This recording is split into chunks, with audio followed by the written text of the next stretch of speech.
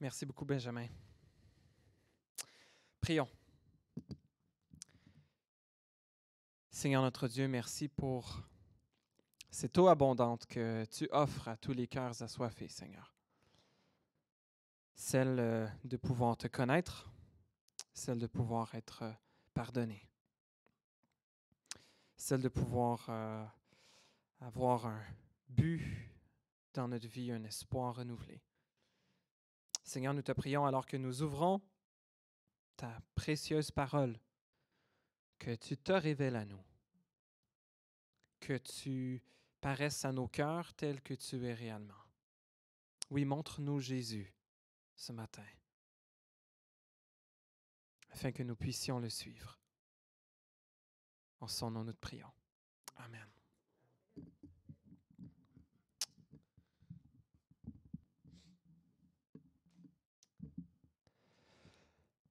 Avez-vous parfois le sentiment d'être sans valeur? De n'avoir pas grand-chose à offrir, peut-être à notre société, peut-être d'être jugé selon les yeux de ce monde comme ayant peu de valeur. Certains philosophes un peu disaient que, alors que notre monde s'est libéré des mariages arrangés et même de l'engagement du mariage et que la sexualité devient quelque chose de très, très libre, qu'on fait avec qui on veut, quand on veut, comment on veut. Et alors qu'on voulait un peu se libérer des cadres passés, certains observateurs ont remarqué que, en fait, ce qui était le plus des stéréotypes ont été encore renforcés dans cette quête de la séduction instantanée, où ce qui est le plus important chez une femme devient son physique, son corps, et ce qui vient de plus important souvent chez un homme est l'épaisseur de son portefeuille. Dans un monde où on peut se juger les uns les autres et se juger soi-même selon des valeurs qui ont tellement peu d'importance, c'est souvent facile pour nous de se sentir effectivement sans valeur. Alors qu'on dit aux étudiants qui gradient du secondaire, allez changer le monde. Vous avez la capacité de changer le monde, d'être ceux qui vont transformer l'univers à jamais. Et franchement, dans nos vies de tous les jours, ça ne ressemble vraiment pas à ça. On fait notre emploi, on s'occupe de notre famille, on va changer les pneus, on pèle notre entrée. Et on n'a pas vraiment du tout l'impression d'être en train de changer le monde. Même dans notre travail, on peut faire du bien, aider des gens, mais il y en a toujours plus à aider, il y a toujours plus de bien à faire, il y a toujours tellement de souffrance dans le monde, et on se dit, le peu que je suis capable de donner, est-ce que ça fait vraiment une différence? On va voir l'histoire d'une femme aujourd'hui qui s'était certainement sentie sans valeur et que le monde la faisait sentir ainsi. Une femme qui se sentait probablement hors de la portée de la rédemption de Dieu à cause de son bagage, à cause de ses erreurs. Et pourtant, on va voir comment Jésus va l'accueillir et comment sa vie va avoir basculé pour le mieux. Je vous invite à ouvrir votre Bible, si vous en avez une, dans l'Évangile selon Luc, au chapitre 7, verset 36. On est en train en Église de traverser lentement mais sûrement l'Évangile selon Luc, un des 4 livres du Nouveau Testament qui nous raconte la vie de Jésus, qui a été écrite par Luc, qui était un compagnon de voyage de l'apôtre Paul, qui était médecin aussi, qui a eu de Paul, de plusieurs témoins oculaires aussi, les récits de ce que Jésus avait fait. Et le texte d'aujourd'hui est probablement unique d'entre les évangiles.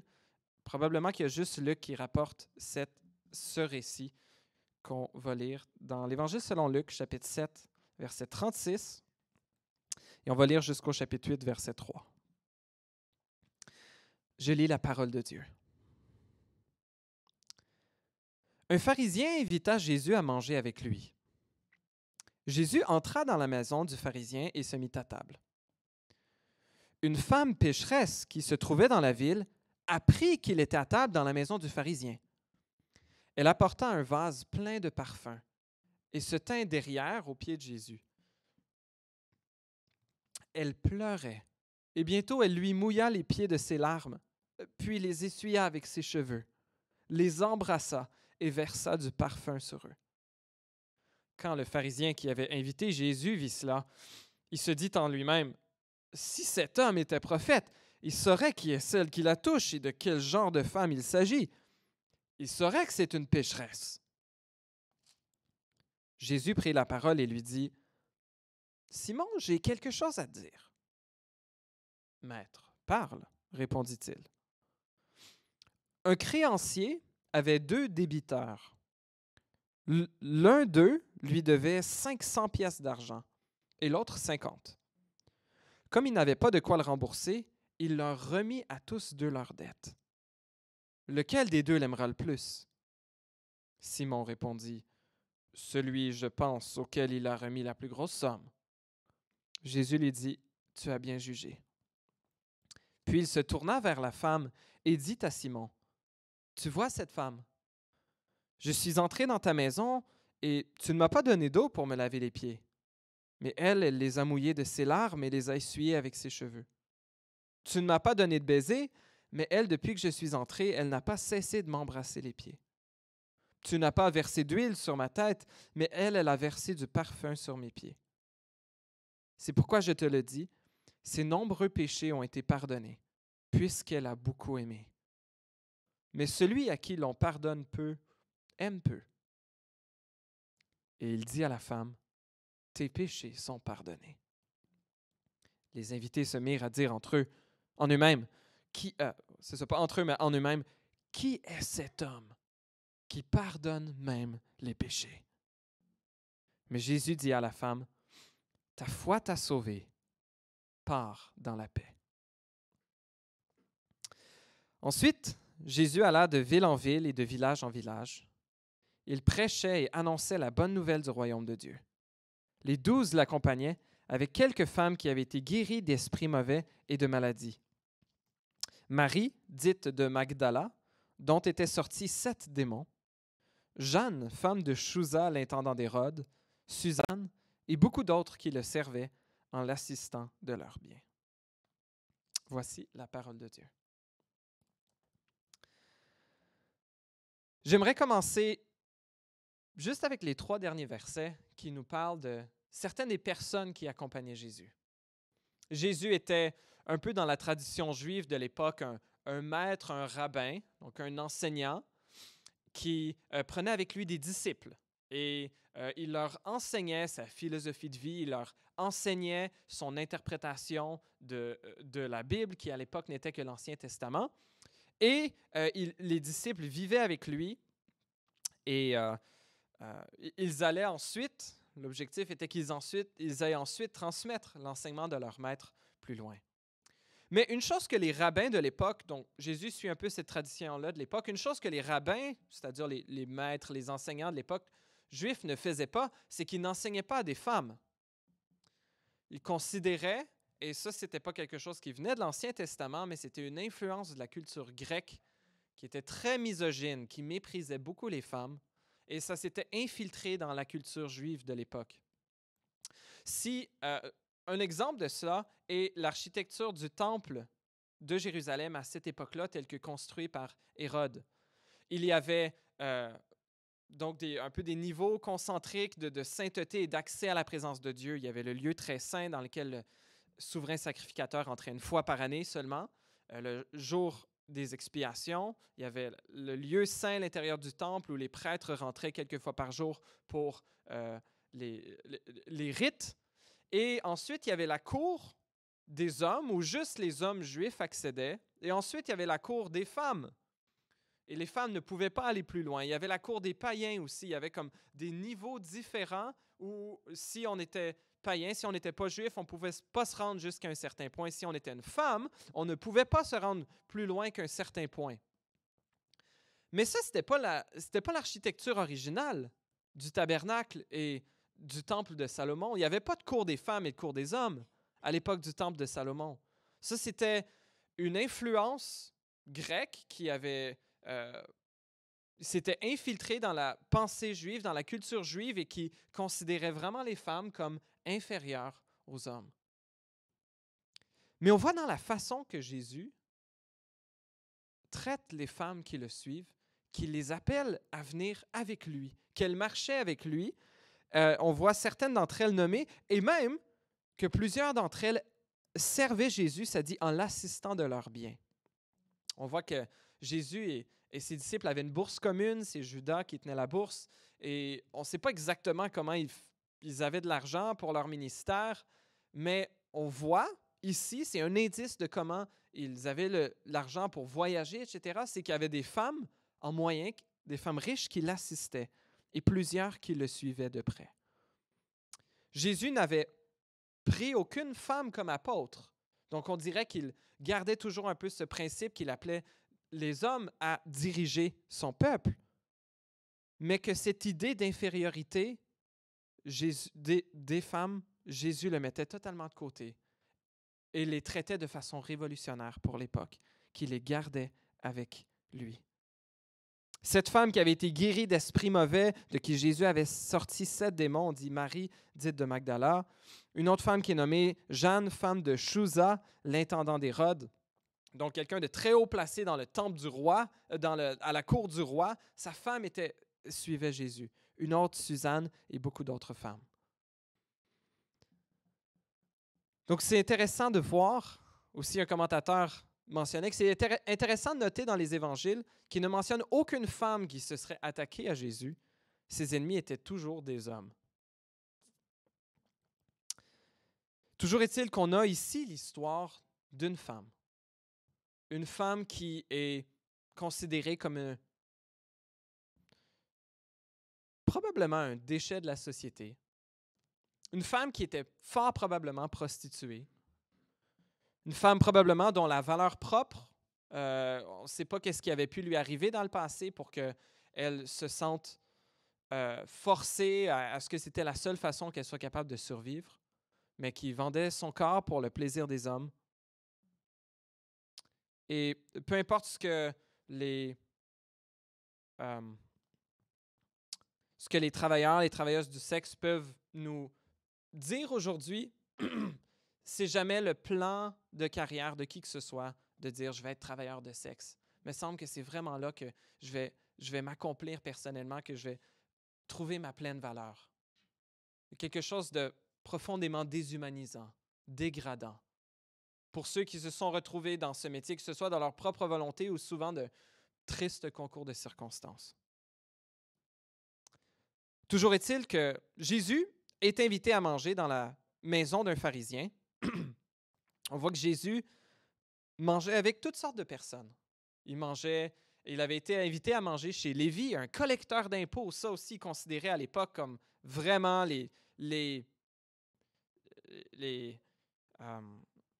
pires antipatriotes qu'il n'y avait pas, des gens qui étaient à la solde des Romains. Et Jésus avait pris l'un d'entre eux pour en faire un de ses 12 disciples proches, qu'il avait laissé son travail, qu'il avait décidé de suivre Jésus. Jésus avait mangé chez un collecteur d'impôts, avec ses amis collecteurs d'impôts, avec des pécheurs, et les pharisiens le regardaient de haut et disaient « Je ne comprends pas comment Jésus peut se tenir avec des impurs comme ça. » Mais Jésus allait à l'encontre de ses prétentions, de ces hommes religieux, mais allait aussi dîner chez eux. Jésus était venu pas juste pour secourir les rejetés, mais aussi les gens influents, ou aussi les gens qui se sentent bien accomplis dans leur propre prestance et dans le château de leur propre vie. Et Jésus vient secourir à la fois ceux qui se reconnaissent comme perdus et ceux qui ne le savent pas qu'ils le sont. Toujours est-il que Jésus est à la table chez ce pharisien qu'on apprend au verset 40 qui s'appelle Simon, et une femme pécheresse. Ça ne dit pas qu'elle était prostituée, mais pas mal tous les interprètes sont d'accord que c'est probablement la seule chose qu'on est capable de lire ici, qui arrive et qui va pleurer sur les pieds de Jésus, recouvrir ses pieds de parfum. L'histoire ressemble énormément à une autre histoire qui est racontée dans les 3 autres évangiles.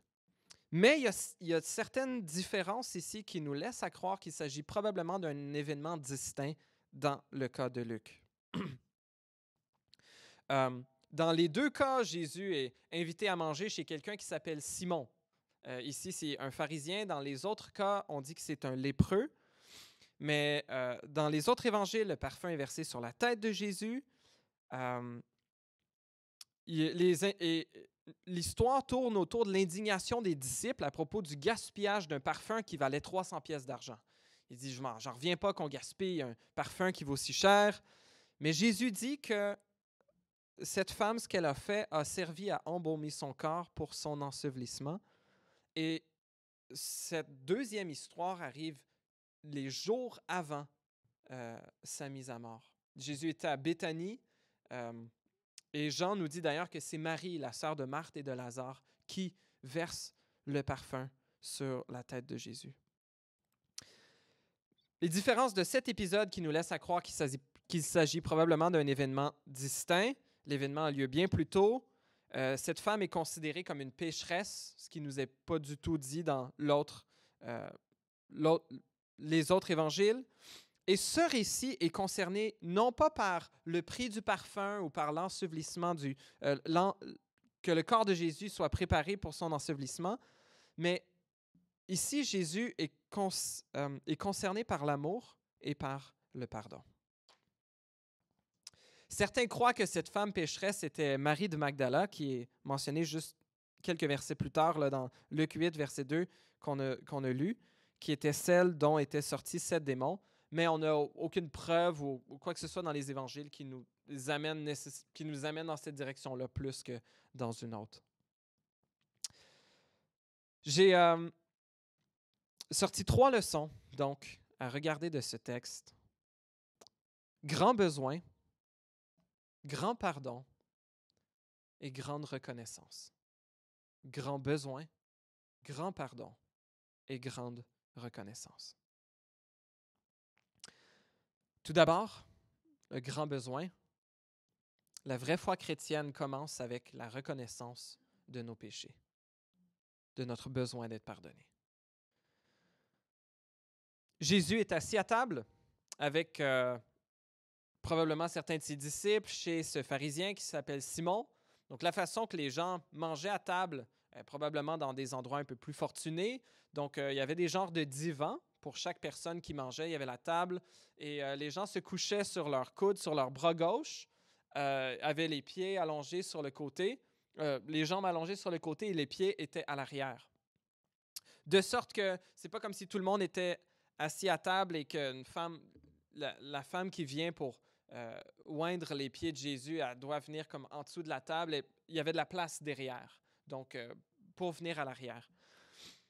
Un commentateur pense que ce type de repas était des événements un peu publics auxquels les gens pouvaient toujours assister. Et cette femme, apprenant donc que Jésus est à la table dans la maison du pharisien, apporte un vase plein de parfums et se tient derrière lui à ses pieds. Probablement qu'elle avait l'intention d'oindre, de verser du parfum sur les pieds de Jésus, peut-être sur sa tête, mais elle ne fait que pleurer. On dirait qu'elle ne dit rien. Elle ne fait que pleurer. Peut-être que ce n'était pas son intention, mais elle pleure aux pieds de Jésus. Les larmes coulent et les pieds de Jésus s'en retrouvent mouillés. Elle les essuie avec ses cheveux et lui embrasse les pieds. Jésus dit depuis qu'il est rentré dans la maison qu'elle n'a pas cessé de le faire. Elle verse du parfum sur ses pieds. Est-ce que vous auriez été malaisé si ça arrivait dans votre maison?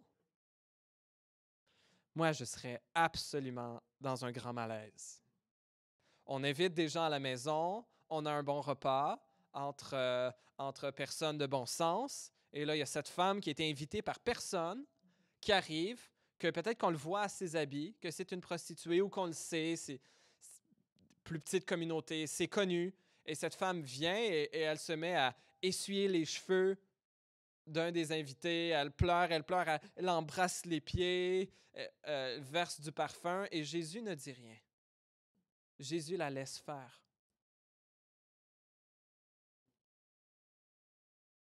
Alors que tout le monde est dans un profond malaise, Jésus reconnaît les actions de cette femme comme un acte d'adoration. Et non seulement la laisse faire, mais va même encourager les autres qui sont bien malaisés, comme vous et moi, à voir qu'elle fait une bonne œuvre. Et que nous sommes appelés non pas à la juger, mais à l'imiter. En plus, ce n'était pas du tout approprié pour une femme à l'époque d'être en public les cheveux détachés. Alors le fait qu'elle essuie les cheveux de Jésus, les pieds de Jésus avec ses cheveux, une marque de plus, on dirait, de son indécence, qu'elle soit là avec les cheveux détachés. Mais donc le pharisien s'indigne silencieusement, il n'ose rien dire, et c'est déjà bravo, peut-être bravo à lui de n'avoir réussi à rien dire, mais dans son cœur, il fait un peu deux accusations à Jésus. Il se dit, il est certainement pas prophète, malgré qu'il fait ses enseignements, malgré qu'il fait des miracles, mais clairement, on voit très bien, il devrait savoir qui est cette femme, qu'elle est une pécheresse, il laisserait jamais la toucher comme ça, alors il n'est certainement pas prophète. Mais Jésus va prouver au contraire que ces deux idées de Simon sont en fait fausses. Il va lui prouver d'abord qu'il est prophète parce qu'il va lire dans sa pensée à lui. Il dit, certainement il devrait lire dans la pensée de cette femme, savoir qui elle est. Jésus va lire dans les pensées de Simon pour savoir ce que lui pense. Et il va aussi lui montrer que cette femme, il savait très bien le style de vie qu'elle avait eu. Il savait très bien qui il était.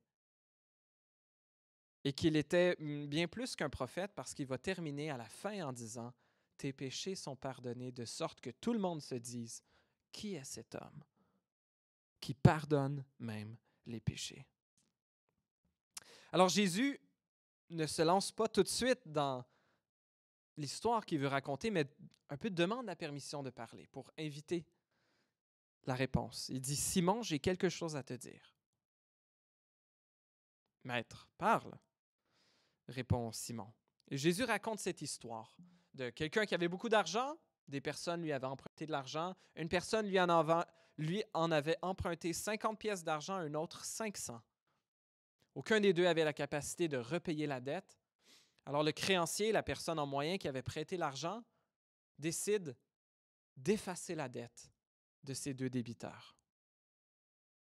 Jésus pose la question, lequel l'aimera le plus? Et à valeur égale, effectivement, on répondrait comme Simon, bien, celui à qui la dette la plus grande a été rendue. Et Jésus lui répond, tu as bien jugé. Et ce qu'il est en train un peu d'exprimer, c'est que cette femme est celle à qui Jésus a beaucoup pardonné. Tandis que celui à qui Jésus a peu pardonné, il s'agit peut-être de Simon ici, n'a qu'un amour moyen pour Jésus. Et Jésus lui donne 3 exemples. Versets 45, 46, 47, il lui dit, normalement, c'est la bienséance. À l'époque, les gens avaient des sandales, ils marchaient, le sol était poussiéreux, et lorsqu'on arrivait dans la maison de quelqu'un, souvent il y avait un serviteur, un esclave qui lavait les pieds des convives. Pourtant, Jésus est rentré dans la maison, il dit, personne ne m'a lavé les pieds. Tu ne m'as pas lavé les pieds. Il dit, tu ne m'as pas donné de baiser, probablement un genre de baiser d'accueil. Pourtant, elle n'a pas arrêté de me donner des baisers. Tu n'as pas mis d'huile sur ma tête. Je ne sais pas si c'était si commun de faire ça, mais peut-être un symbole qu'il aurait reconnu que Jésus est prophète, qu'il est le Messie. Probablement que le pharisien ne le croyait pas. Mais Jésus, elle a versé pas juste de l'huile d'olive, un peu que tout le monde avait là, en grande quantité, mais un parfum de grand prix. Elle a versé sur ses pieds.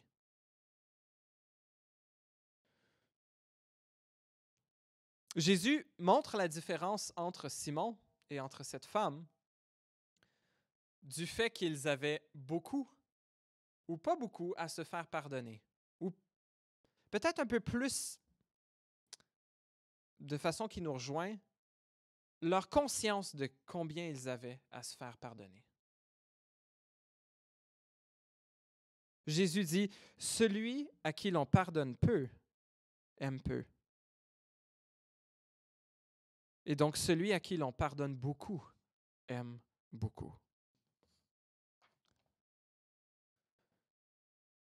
Est-ce que nous ne sommes pas parfois comme Simon, chacun d'entre nous, prompt à juger les gens selon leur apparence, selon leur passé? Je me suis rendu compte de ma tendance à juger les gens à l'épicerie selon ce que je vois dans les paniers des personnes. Je dis, « Ah, telle malbouffe. Ha! Moi, je mange mieux que ça. » Ou on peut juger les gens par la façon qu'ils s'habillent, la façon qu'ils parlent, la façon, leur coupe de cheveux, leur poids. Ah, elle est beaucoup trop mince, ça doit avoir des problèmes. Ou, ah, il y a vraiment un problème dans Bon Point. Lui, il doit vraiment avoir un gros manque de maîtrise de soi, etc. On est tellement prompt à juger les gens d'un simple regard. Peut-être les gens qu'on connaît aussi. On connaît leur passé, on connaît leur lutte, on connaît leurs erreurs. Mais qui sait si dans la même situation, vous et moi n'aurions pas agi d'une façon similaire? Si avec le même bagage de vie, avec les mêmes expériences, les mêmes souffrances, les mêmes douleurs, nous n'aurions pas, nous aussi, fait de piètres choix de vie.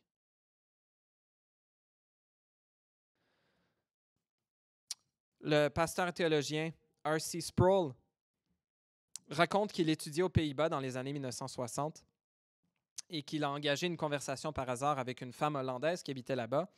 Et il dit que la conversation était une interaction commune et agréable, mais qu'à la fin, quelqu'un proche de lui s'est approché et lui a demandé pourquoi il parlait à cette femme. R.C. Sproul a répondu quelque chose comme « Pourquoi je ne le ferais pas? » Et la réponse de l'homme a été assez révélatrice. C'est parce qu'elle avait collaboré avec les nazis il y avait 30 ans. Elle était devenue un paria, une exilée en quelque sorte dans sa propre ville, à cause d'une décision qu'elle avait prise des décennies auparavant.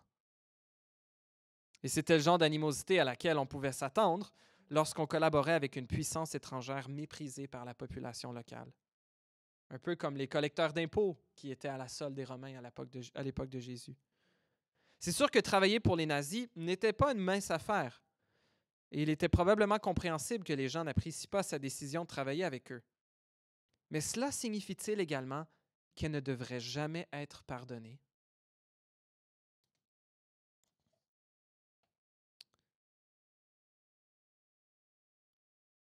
Nous ressemblons parfois à Simon, qui est prompt à juger les gens, selon leur apparence, selon leur choix de vie, selon leurs erreurs.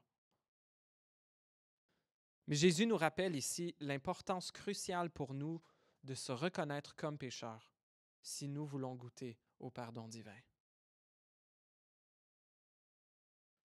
La foi chrétienne commence avec la reconnaissance de la réalité de nos péchés et de l'horreur de nos péchés aux yeux de Dieu. Billy Graham disait que la repentance n'est pas un mot très populaire, pourtant c'est le premier sermon que Jésus ait prêché. Repentez-vous, car le royaume des cieux est proche. C'était Dieu qui nous parlait au travers de son Fils, nous dit-il. Jésus avait le cœur rempli d'amour et de compassion, mais il a immédiatement appelé les êtres humains à reconnaître leur culpabilité et se détourner de leur impiété. La repentance doit venir avant que Dieu ne déverse son amour, sa grâce et sa miséricorde sur les êtres humains. Le mot repentance en grec veut dire le changement de pensée, le changement d'attitude. Mais le mot utilisé en hébreu, qui est traduit par repentance en français, veut dire tourner ou se détourner, un genre de 180 degrés. Et un commentateur disait que dans un certain sens, c'est comme retourner vers la maison. Reconnaître que je ne vais pas dans une bonne direction. Je vais dans la direction de mon propre choix, de ma propre vie, de ma propre volonté. Mais le Seigneur nous appelle tous autant que nous sommes, que nous nous considérions comme des gens qui ont échoué leur vie, comme des gens qui auraient apparemment aux yeux de ce monde réussi cette vie. Appelés à nous détourner de notre propre évaluation de notre propre vie et retourner vers Dieu qui nous a créés. Un peu comme retourner à la maison. à l'état original dans lequel Dieu nous avait créés, pour que nous soyons de nouveau en communion pleine et parfaite avec lui. La vie chrétienne commence et doit continuer avec un sens profond de notre grand besoin d'être pardonné. Cependant, Jésus offre à tous ceux qui se tournent vers lui un grand pardon. Deuxième point. Jésus seul offre le plein pardon pour nos péchés. Jésus raconte donc cette histoire des deux débiteurs, une personne qui avait une dette de 50, une personne qui avait une dette de 500. Donc ça, ce n'est pas des dollars, ça c'est des pièces d'argent, donc des deniers, ce qui équivaut à une journée de salaire pour un travailleur journalier à la ferme, là. Comme on voit dans d'autres paraboles, la parabole des ouvriers embauchés à différentes heures où le propriétaire de la vigne dit « Je vais vous donner une pièce d'argent, un denier pour un jour de travail. » Les ouvriers disent « Oui, c'est fair, c'est un bon salaire pour la journée. » Alors, une personne devait 50 jours de travail. Si on travaille au salaire minimum, donc une journée de 8 heures, on parlerait d'environ 6 000 $, ce qui n'est pas une mince somme. Si on n'a pas 6 000 $ sur soi, si on a 6 000 $ de dette, ce n'est pas quelque chose qu'on est capable de rembourser si facilement. Et peut-être pas du tout. Et l'autre personne avait 10 fois plus, une somme de 60 000 $. On parle de 500 jours de travail. Vous pouvez peut-être faire un salaire, une année et demie de salaire que la personne devait et qui était dans l'incapacité de rembourser. Mais le créancier, pris de compassion pour ceux qui lui devaient cet argent, décide de prendre sur lui d'annuler leur dette. Il leur avait prêté de l'argent. C'était son argent qu'il leur avait prêté et qu'il devait lui remettre peut-être avec un intérêt, mais ils en étaient incapables et lui décide de prendre la perte, d'assumer sur lui-même le prix de leur incapacité de payer. Le pardon de Dieu est similaire. C'est pas que Dieu peut juste effacer le tableau blanc. La dette morale est réelle. Le prix de nos péchés est réel. Et lorsque Jésus est allé à la croix, il a pris sur lui la dette de nos péchés. De sorte que Dieu soit pleinement juste tout en pardonnant le coupable. Parce que quelqu'un paye, la justice de Dieu est manifestée et sa grâce et son pardon le sont également. On pourrait peut-être se poser la question avec la phrase à la fin du verset 47, lorsque Jésus dit « Celui à qui... » non, j'essaie de chercher à quel endroit il le dit. Verset 47, voilà, c'est pourquoi je te le dis, ses nombreux péchés ont été pardonnés puisqu'elle a beaucoup aimé. Donc là, on pourrait se dire, OK, donc est-ce que c'est à cause de son amour qu'elle a été pardonnée? Et puis, si on prend juste cette phrase-là, ça donnerait un peu cette impression-là. Si ses péchés, ses nombreux péchés, et Jésus ne minimise pas un peu le style de vie qu'elle avait eu avant, ses nombreux péchés ont été pardonnés puisqu'elle a beaucoup aimé. Mais je pense que ça serait de mal considérer l'ensemble de l'histoire que Jésus raconte ici, de juste prendre cette phrase-là. Je pense que cet amour est la manifestation de sa réalisation de combien elle avait été pardonnée. Car dans son histoire, l'histoire que Jésus raconte, le créancier rend la dette d'abord. C'est pas parce que... Et les gens, Jésus pose la question, qui l'aimera le plus en retour? C'est l'expression de cette femme ici qui aime énormément Jésus de façon un peu extravagante, de façon un peu malaisante pour tout le monde autour, parce qu'elle sait combien elle a été pardonnée. Et à la fin, Jésus redit à cette femme, « Tes péchés sont pardonnés. » Et au verset 50, il lui dit, « Ta foi t'a sauvée. » Ce n'est pas son amour ou sa démonstration extravagante qui l'a sauvée, mais sa foi qui l'a sauvée.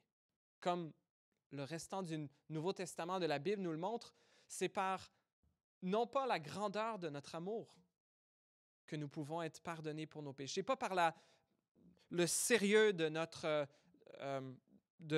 engagement à dorénavant faire le bien, mais c'est par, on l'a chanté, ta grâce seule que je suis pardonné, et par la foi, la simple foi, la confiance en cette grâce seule.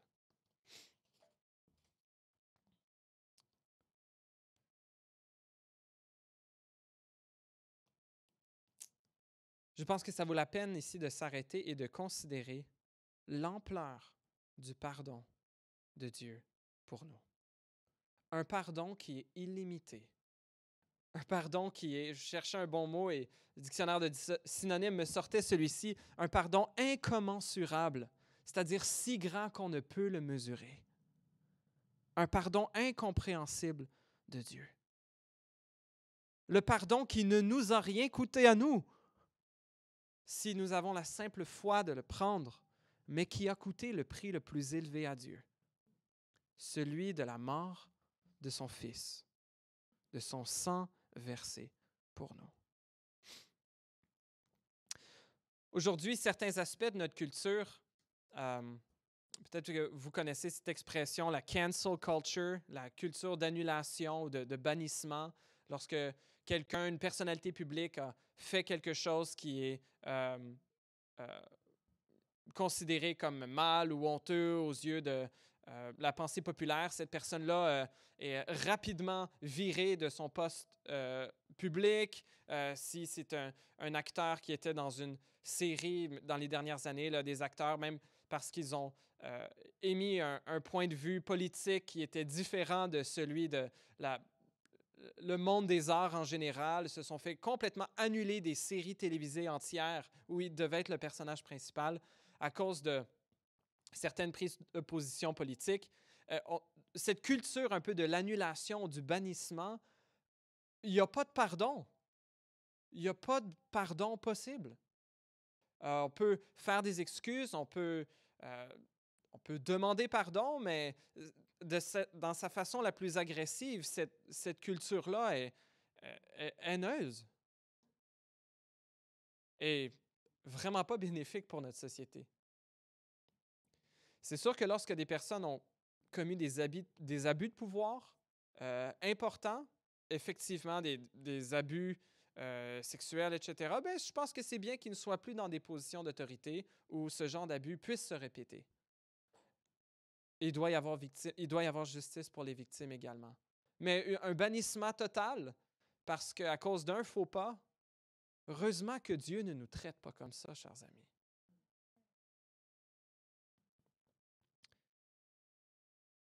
Le Seigneur offre à cette femme, à nous tous ici présents et à notre monde qui nous entoure, le pardon en lui, peu importe nos pires péchés. Chers amis, les choses qu'on considère les choses pires que nous aurions pu faire ou que qui que ce soit pourrait faire. Le trafic d'esclaves, le meurtre, le viol, le proxénétisme, la violence, l'abandon de nos enfants, d'avoir choisi un avortement pour une de nos grossesses ou d'avoir encouragé une copine à se faire avorter, avoir fait une tentative de meurtre sur quelqu'un, l'avoir commis,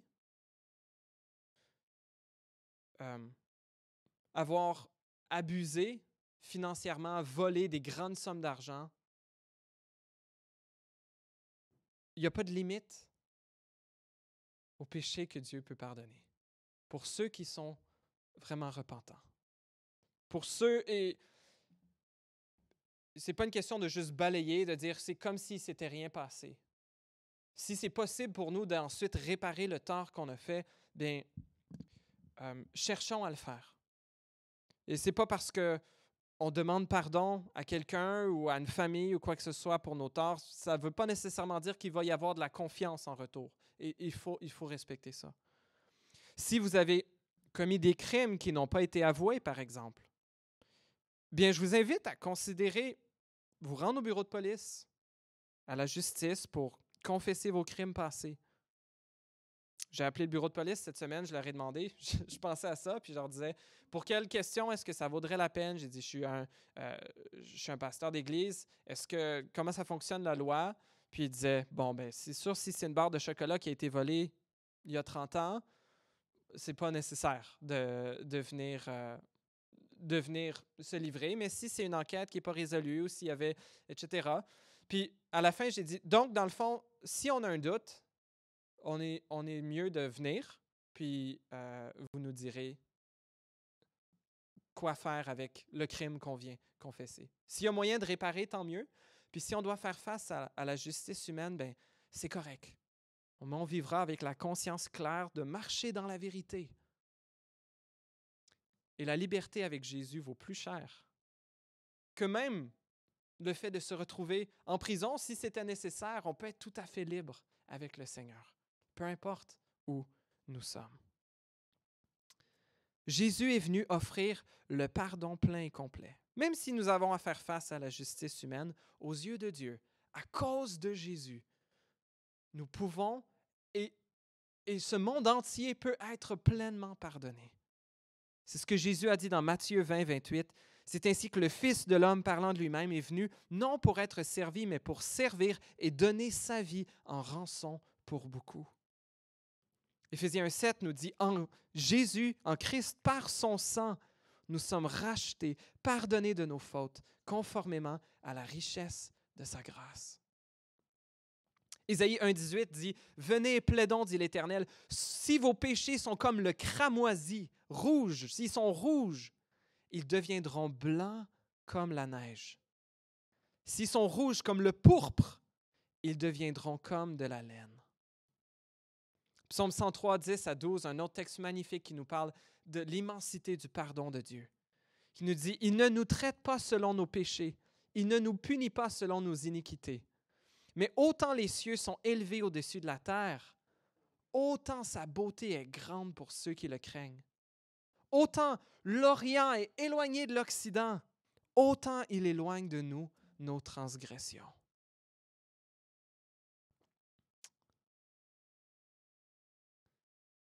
Peut-être que vous vous dites, je sais que Dieu m'a pardonné, mais moi, je ne peux pas me pardonner. Parfois, c'est certaines choses, des fois, on peut lutter avec ce sentiment-là. Je vous encourage, non pas à vous pardonner, parce que ce n'est pas à vous de vous pardonner, c'est à Dieu de vous pardonner. Je vous encourage à accepter le verdict du juge suprême et le reconnaître comme juste et valide et vivre dans cette vérité.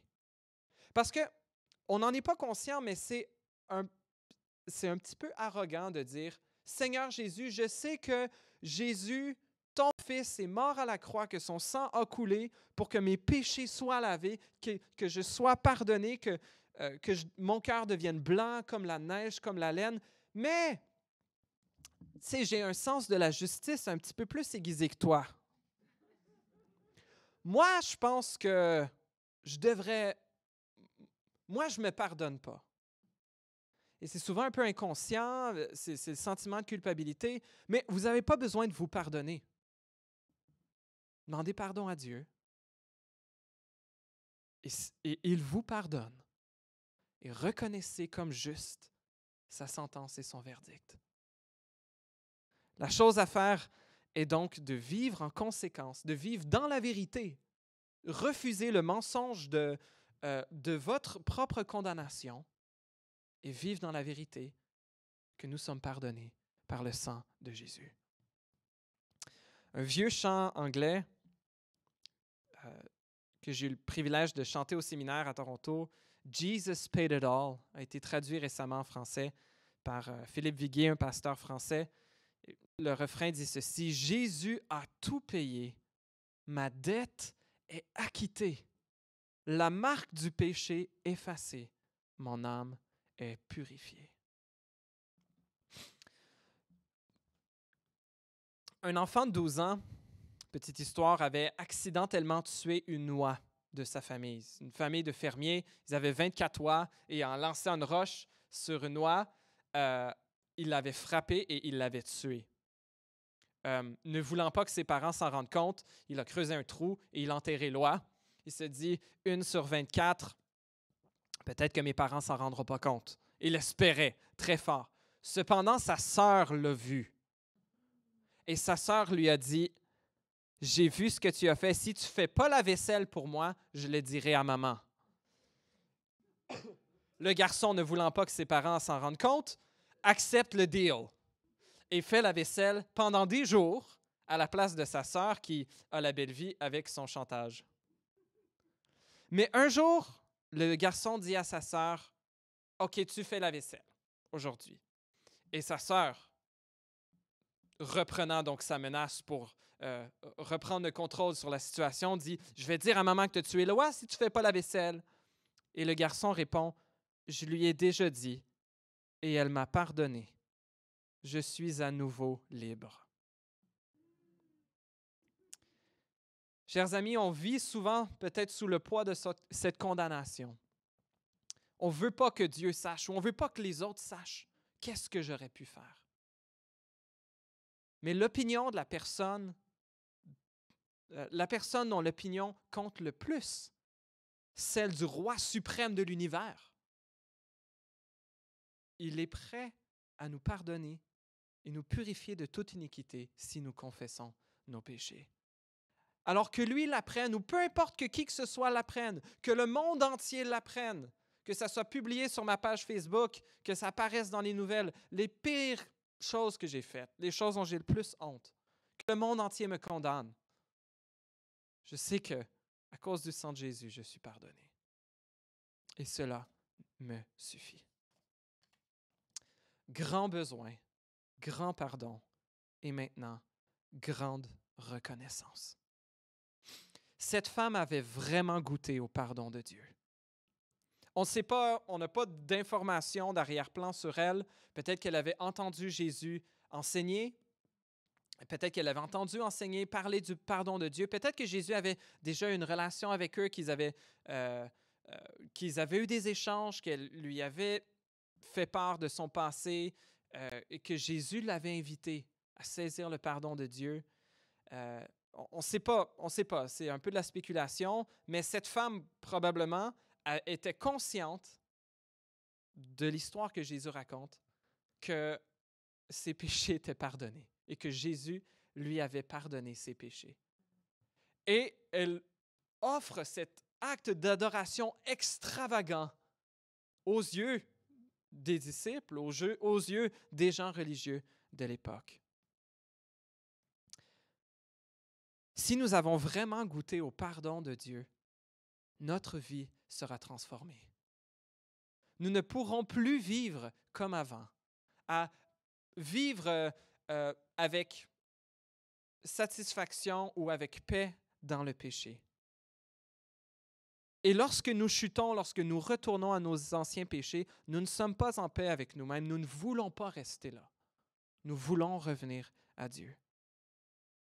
Si nous avons goûté à ce pardon incommensurable, immesurable de Dieu, nos vies seront transformées.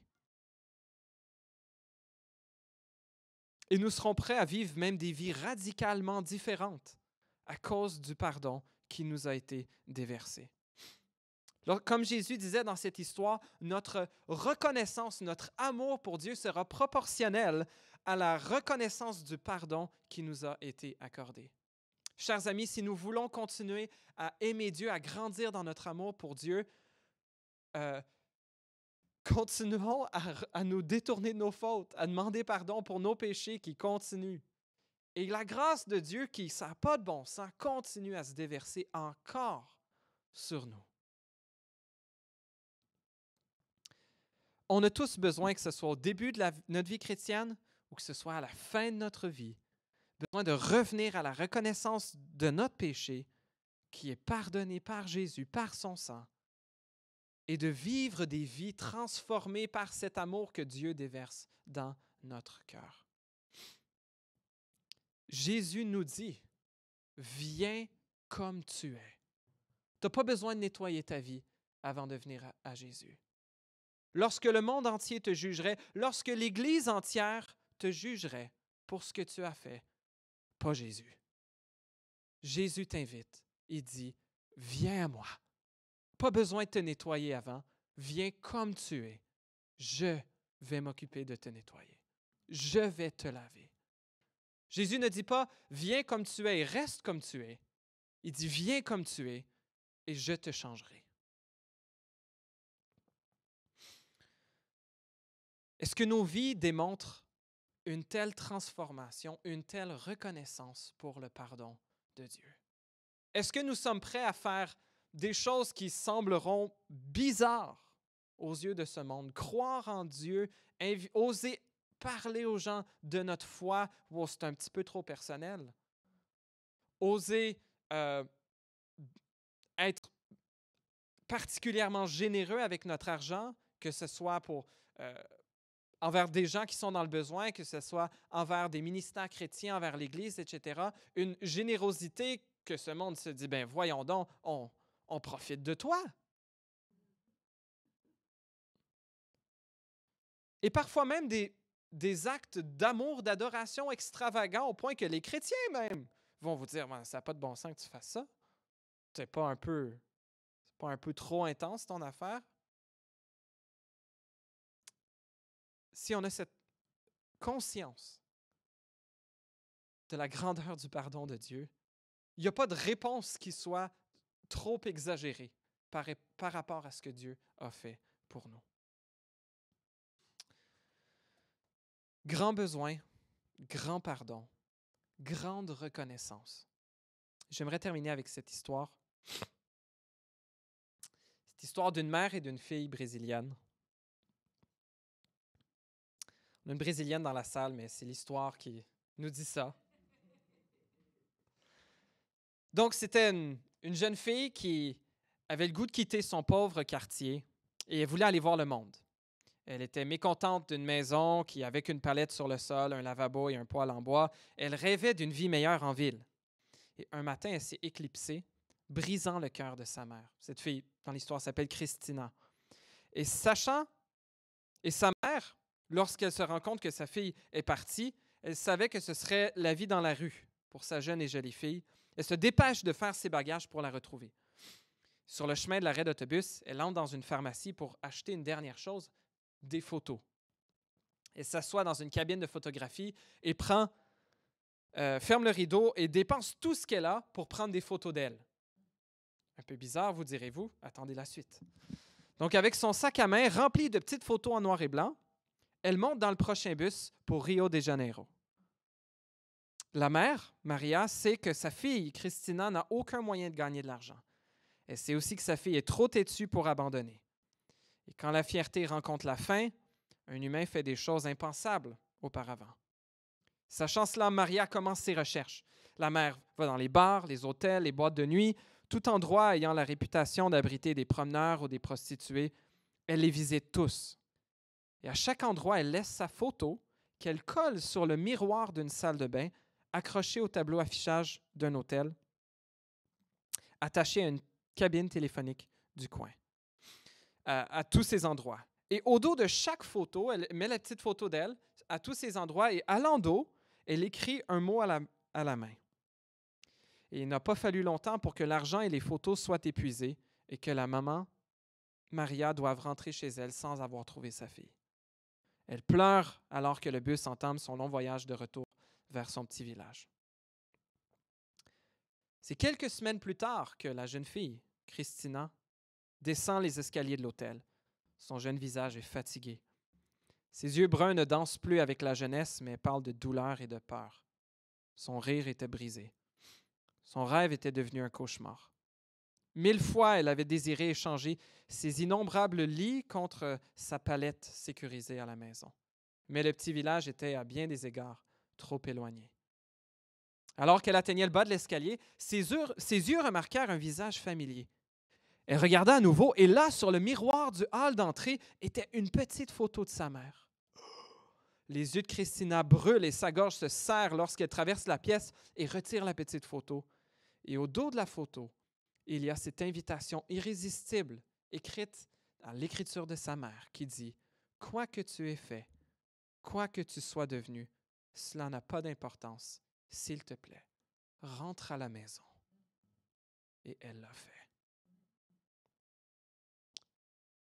Chers amis, peu importe nos pires erreurs, nos pires choix de vie, ou ceux des gens que nous aimons,